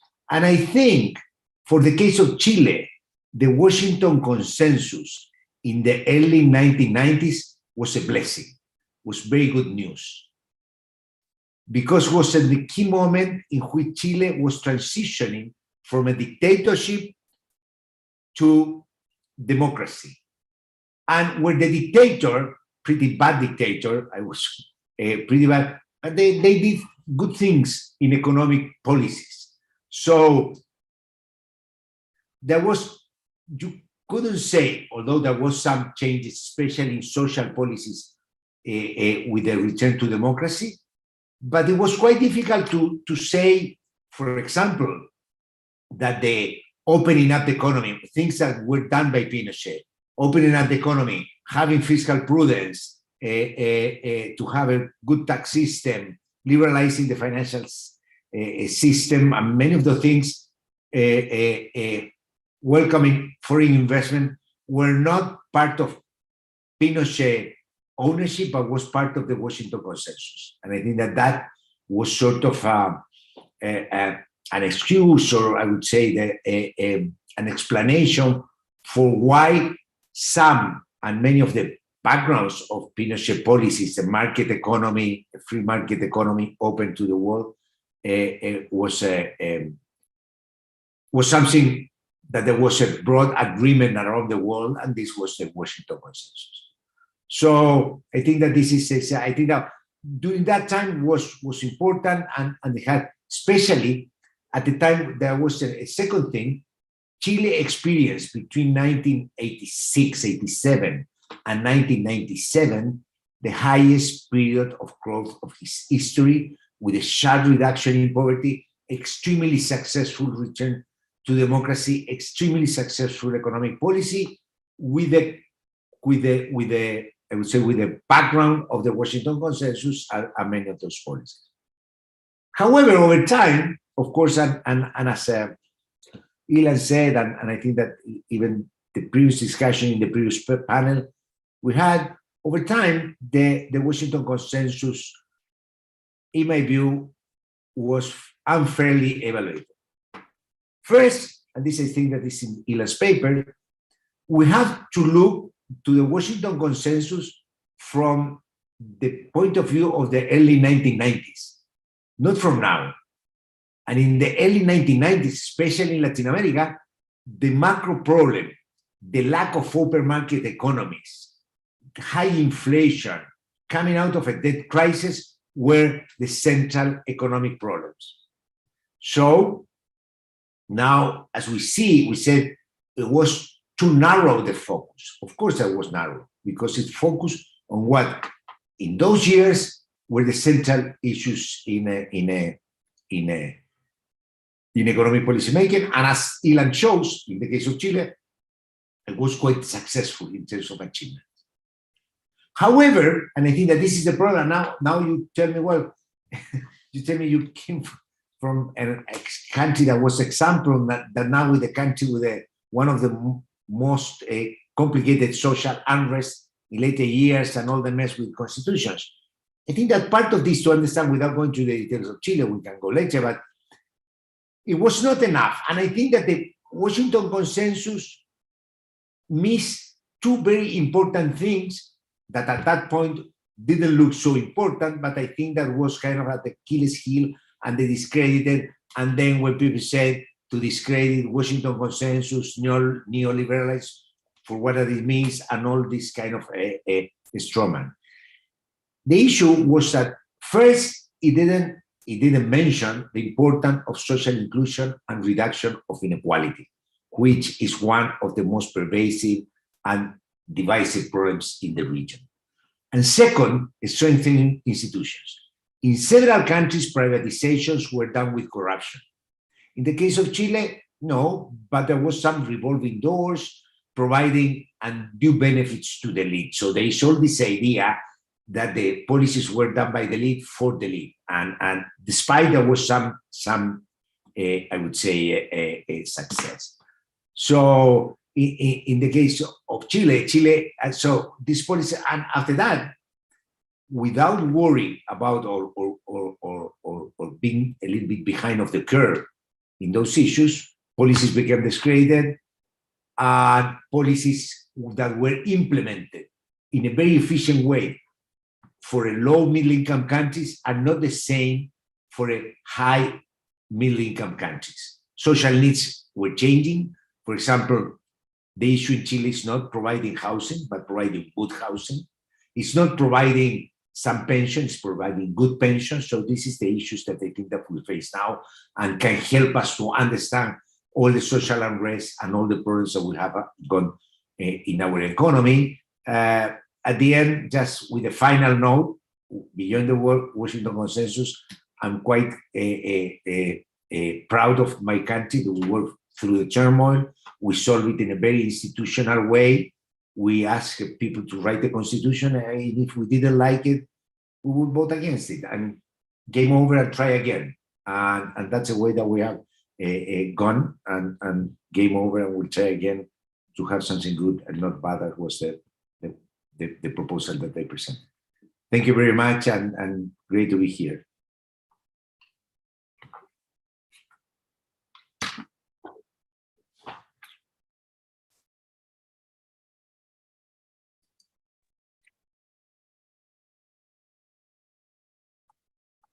Hi, can you see my slides? Hello? Yep, we can see it. Yes. Thank you to the organizers. It would have been great to have everyone in the same room. A lot of people that I have learned to respect and admire, a lot of the people who I look up to in terms of research and have also implemented all of the policies in our very complex countries. I am here representing the small little countries of Central America that were not included in the cases And just a very quick overview, what does the paper do? Looks at the 10-point Washington list in these 3 case studies, Brazil, Mexico, and Chile, implications for inflation, productivity growth, and income inequality. I think the paper has great timing. There is the rise of populism, and I think it is good to revisit the list. I think I might be repetitive in some of the comments, but it's good to revisit the list without a lot of the ideology that was attached later to it. As the authors are careful to say, the list was descriptive, was interpreted as prescriptive, and not all of the countries did them. And I would say that even when doing, there was perhaps a measure of 0-1, let's do, and not perhaps thinking about quality in how some of these things were implemented. So I just have perhaps 2 big points. In general, are these good policies? And in particular, has our problem been implementing them or deviating from them? The list has been mentioned. And again, if one reads them, just a clean read, I would argue that these are good policies. Fair enough, many things were not included there, but number 2 is reallocation of public expenditure into priority sectors, health, education, and investment. Let me highlight another one, abolition of the policies that restrict competition, provide secure property rights. Some of these things, again, in general, we didn't do. And when we did, we just worried about, are we spending on health, but are not are we spending in good health? Are we spending in good education? Are we giving education mostly to primary kids? Are we making sure that they live knowing math and science and reading? So again, perhaps there's a lot of baggage that has been attached to this list, but a simple list, reading of the list, these in general were good policies. The authors are very careful to say that the success depends on other shocks, country-specific, but in general, at least for Latin America, there is a positive correlation. Countries that did a little bit more did have better outcomes. And again, growth is not the mean, the end, but it does correlate, at least in Latin America, with reductions in poverty and reductions in income inequality. I would argue also that if we look at some of the health indicators, Chile has one of the highest lifespans, not only in Latin America, but in the world. That it's second to Costa Rica, I would say, but we have better climate. So again, it does correlate to some additional indicators, better scores in PISA exams, better health, so on and so forth. We didn't do enough. There's more that we can do, but there is a positive correlation. There is a nice paper by Douglas Irwin that presents additional academic evidence on this. There is a very nice paper that is being written by Carmen Reinhardt's co-author, Christophe Trebesch, that looks more general at the effects of populism. And it does find that populism is extremely costly in terms of reductions of GDP and general performance. I also have papers that have shown the benefits of foreign direct investment, liberalization, and also fiscal rules. I also have a paper with Anusha. Again, there is broader evidence that these, in general, good policies. Of course, there's more that can be done. But I would say that the best examples are the countries we stopped talking about. And we stopped talking about Venezuela. We stopped talking about Argentina. We stopped talking about Nicaragua, which I also argue is a very interesting example because in 1970s was richer than Costa Rica. So not doing the policies also is extremely costly, and we do have examples of this. The one that perhaps people talk more about is fiscal policy. We do have countries that have learned that to be good Keynesians, in the sense that saving in good time allows us to spend in bad times. As was mentioned in the first panel, our bad policies didn't give us infrastructure. It was terrible for our kids who had to drop out of high school. It gave us inflation, inequality, poverty, informal sectors. So again, the bad policies in Latin America didn't help us grow, develop, or reduce inequality. And the problem is we still have countries that have no capacity to implement counter-fiscal policies, not only because of a sustainability problem, but also because institutional limitations. lack of capacity, transparency, accountability. And here I would argue it goes with corruption, interest groups. And again, this limits a lot of what we can do. A short note on the Brazilian cash transfer that was mentioned in the paper. It is without any doubt a great success, but I would say we need to be careful to use it as a Trojan horse to spend more poorly. It is only 2% of GDP. I have a paper that looks at the taxes and spending on Brazil. And again, Bolsa Familia is a great success. And if other regressive programs and taxes would be reallocated, Brazil would do better, not only in terms of income inequality and poverty, but also in growth. So again, the answer is not always spending more, but doing it better. In fact, in this paper, we go and look at very simple policies, but again, paying attention in quality, not just quantity, infrastructure, human capital, firm size distribution, tax system, and openness.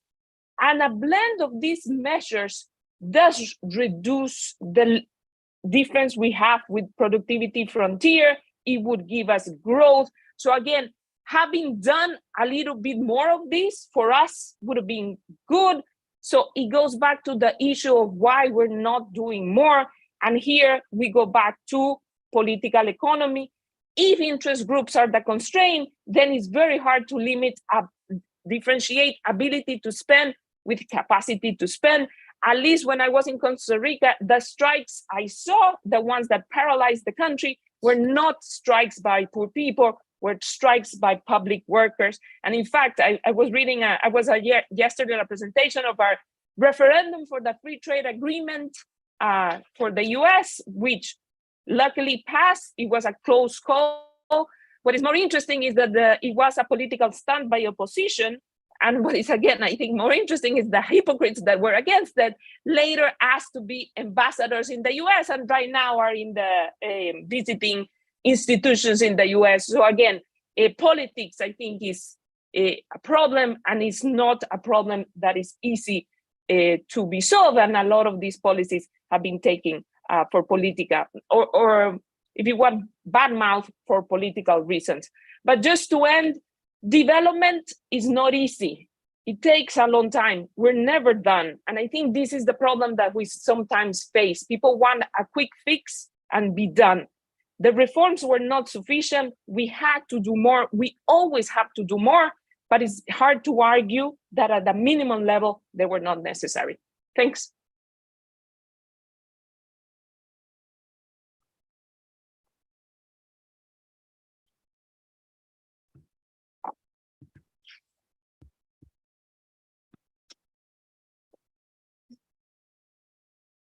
Thanks, Laura. I think we'll wait until Jose and Ilan are back on the screen. So I think there was, a lot of agreement in the panel. I think just to highlight and complement what has been said, I think during this period also, many Latin American countries went through a very important democratic transition that also, generated a new political landscape that might have complicated the political economy in which the Washington Consensus or the policies enumerated in the Washington Consensus were implemented, and maybe some of us implementing them did not foresee the complex environment in which the partial implementation eventually will come out, given these interest groups, political economic constraints, etc. I think as policymakers, we also need to realize that on the technical level, we always read and wrote the papers in which we were going to compensate the losers of, or at least try to do something for those sectors that were going to be affected to control the political downside coming from that, and also to get a better social outcome. And I think on the implementation, many times we completely forgot of implementing these compensating policies. I think one point that Laura mentioned was also not fully addressed, I think, across the board in Latin America, that it's antitrust and competition policies. Obviously, opening up to trade was a very pro-competition measure, But in terms of services and non-tradable sectors, I think the degree of market power we still have in Latin America, it's staggering, and something needs to be done. So with that, we had some very interesting questions. I will start with two of them. One of them is, are there limits or conditions where privatization should be adjusted or reconsidered? And second, which policy and regulatory agenda do you think were missed in the Washington Consensus? I think all of you partially answer the second one, but please, we can start with Ilan, then with Laura, and go to Jose. So thank you, Alejandro, and thank you, Pepo, Jose de Gregorio, and Laura. Those were wonderful comments and your summary. Let me react first to the comments by both of the discussants. I think they were very, very good. So let me just go over them, and then I may offer an answer to the two questions you raised, Alejandro, from the public. So on Jose de Gregorio, one thing that he mentioned that is essential, and we make the point in the paper, is that when you evaluate the policies, it is essential to look at through the eyes of when they were designed, at what time they were designed, what were the objectives, and it's easy to judge them from the eyes of today. So, for example, when we look at the time, those were moments of debt problems, stabilization problems, quite a bit of crisis, balance of payment crisis, inflation to the roof in several countries, no private financing. And if you look at that, and that was the goal of trying to deregulate the economy, make the economies grow in what you knew or you thought you knew will make it grow, in order to attract money, but also policies that could stabilize. In that regard, I think we got the stabilization, not fully, not 100%, not completely, because we have outliers, but in general, inflation is under control, less balance of payment crisis. Even the banking crises are more under control than in the past. We did get private financing. So all of these, in general, on average, I think did happen. However, there is also a utility of looking at it from the eyes of today. And from the eyes of today, of course, the Washington Consensus did not did completely the development we wanted. So not looking at income distribution of poverty or climate issues probably also affected part of the result that we also today we call political constraints, because the political constraints are endogenous. I agree with Laura that some of the protests are not by the poor, are by the insiders, but some of the perception of unfairness and the perception that the governments are not working for the people is there in several of our countries, and I think that's something that I think we've missed from the beginning. Jose de Gregorio started with a provocative statement saying about the blessing that he believes was the Washington Consensus, and I will say, in the case of Chile, was probably the right timing. But we cannot forget two things. One is that Chile is not the rule in Latin America, it's more of the exception. And the exception, especially in terms of growth. When you look at the average productivity, the productivity growth in Latin America is a dismal performance.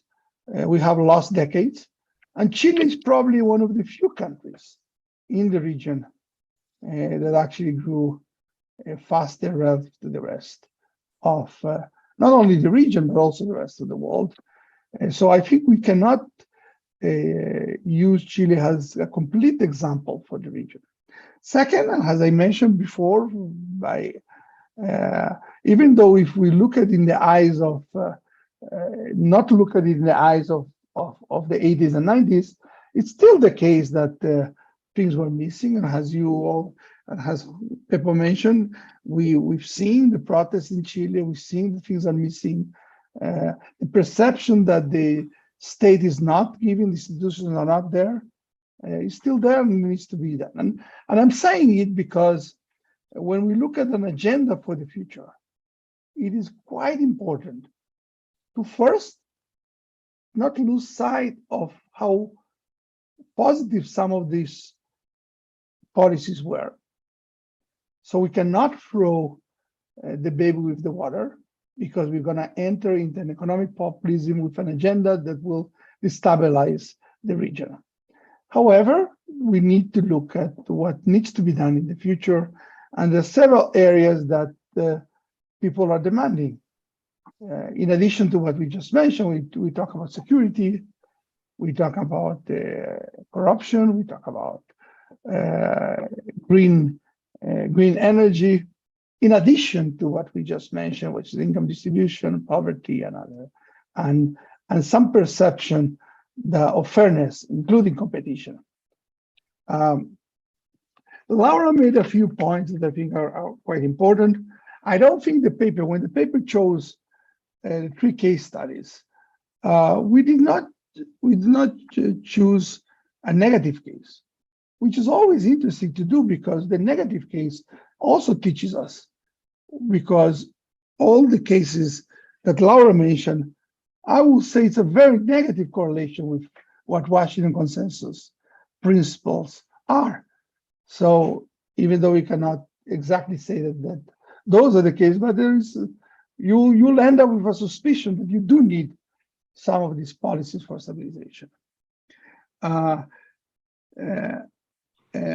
One other thing which is quite important, and both Laura and Jose mentioned, is we need to get out of this straw man of the Washington consensus with this neoliberal straw man, where when you look at what actually were the principles, you have competition, you have rule of law, you have reallocation of expenditures. So it was not only opening to trade, opening to capital markets, it was also some of the issues that today people demand as necessary for the new agenda and development. Getting into the 2 questions that Alejandro brought from the public, is there a limit for privatization? I think, and Pepo mentioned, Jose de Guevara mentioned it, is that in Chile we had quite a bit of privatization, but they are being debated whether the privatization led to more competition, to better serve the people. In the case of my country, Brazil, I will say privatization did a very good job in general, but I also recognize that just privatization is not enough. It's not a 0-1 game, as the panel mentioned. It's an issue of doing things better. So privatization can increase competition, can increase efficiency, but it's not a done deal just to do it and forget about it. It needs to come with regulation and the state helping the privatization. Finally, on the agenda, what is the agenda? We just talked, so I'm not going to repeat myself. We mentioned all the issues that were missing and that we need for the future. Thank you. Thanks, Ilan. Laura? Just comment to second what Ilan said on privatization, and then I want to go back to the list on something. Again, I think a big mistake is this movement to the 0-1s. Life is complicated, and let's stay in the beautiful world of the gray. And so privatization is not trying to be private just for the sake, although, again, there might be people who wanted to do that. The objective first was to relieve some of the fiscal burden. Sadly, some countries, what they did is just they took the sales from the of what was bought and they just spent that and they didn't reduce that. The other was an objective of trying to have more competition. But again, if the state is captured, it's very hard to do this. And so countries that had less capture probably did better. Costa Rica had an interesting way of tackling this because, again, there is within a democratic country, they also chose different ways. Costa Rica, we never privatized anything. What we did is we open up to private. So we have public banks and private banks. We have public telephones and private telephones. And again, that was our political economy way of solving that in an attempt to create more competition. It still has some issues. I'm not going to say, but again, I do think countries can find a way to do an in-between depending on their political economy. But the objective at the end is trying to give better services and provide access to most of the people. And on that, let me go back to the list. And I have to say, again, after COVID, which was a time where sadly most of Latin America closed schools, we're going to have a big problem. That is, for 2 years, our kids didn't go to schools, and we were already going or very behind in some of the PISA exams. Here, we never did that. We never focused on quality education for all. So that is something it was just not done. Even in my country, we disproportionately spend on higher education and very little on a public primary education.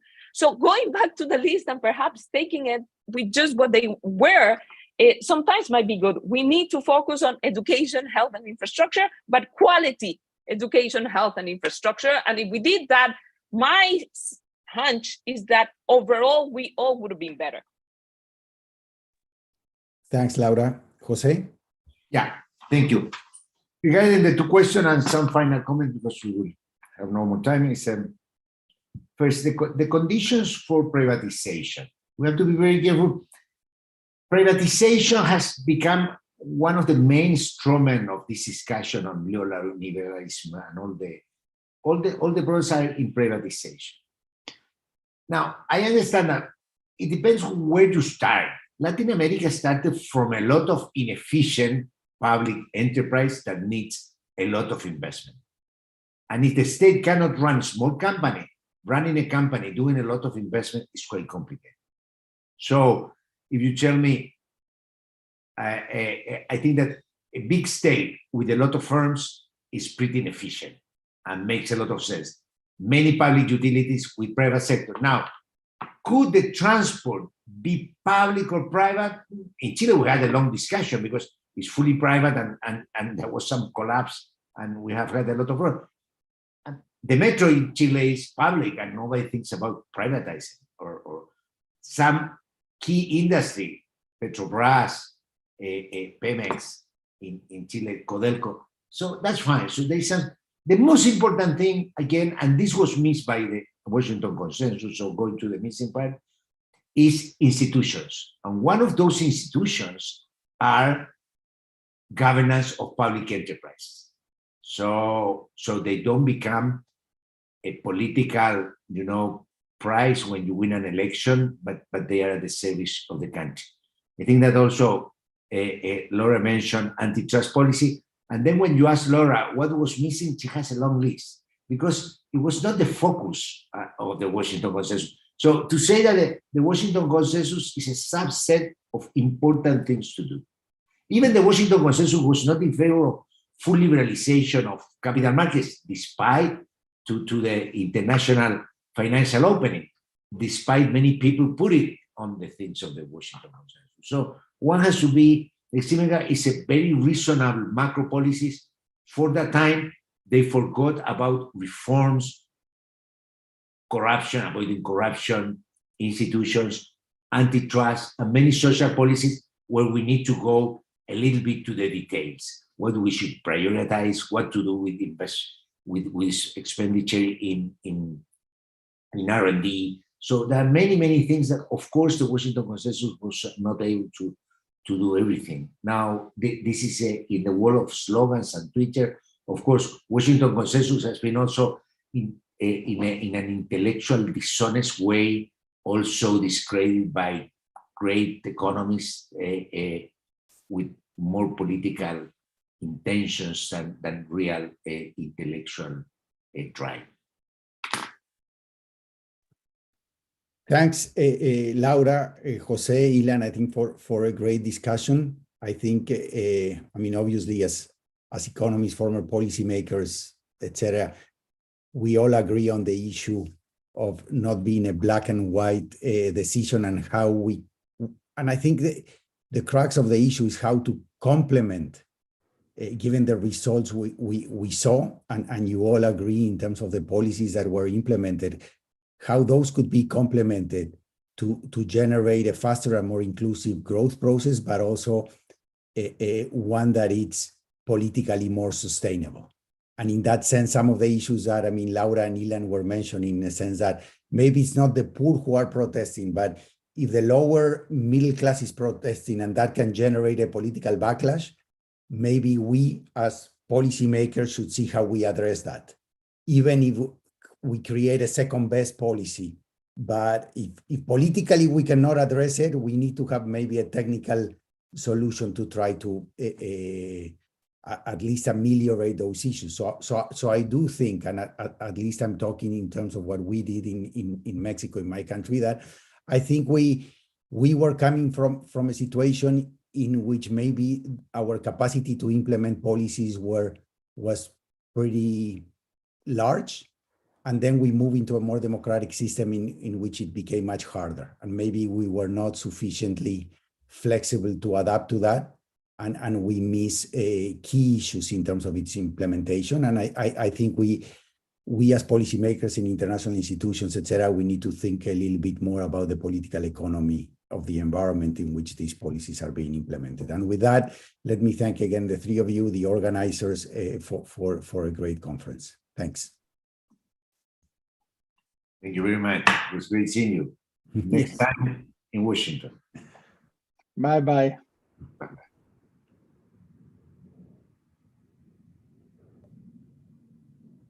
Hi, everyone. This is Catherine Portnoy at Brookings. I just wanted to remind you that we're going to go on a temporary lunch break, and then we'll be back around 12:45 with session 3. So thank you very much, and we hope to see you again in another little bit, 12:45. Thank you.